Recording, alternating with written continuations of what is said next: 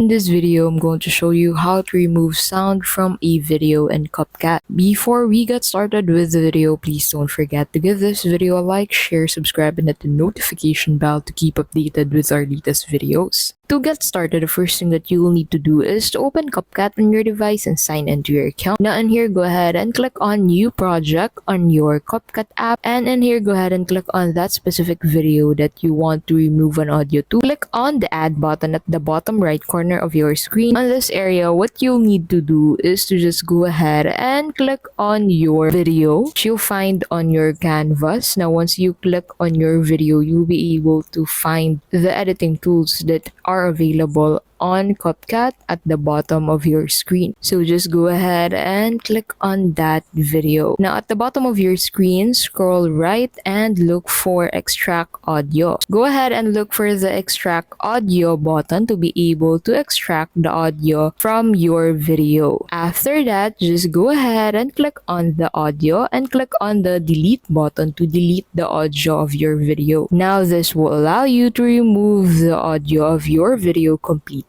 And that is how you can simply remove sound from a video in CapCut. Thank you so much for watching, and we'll see you in the next video.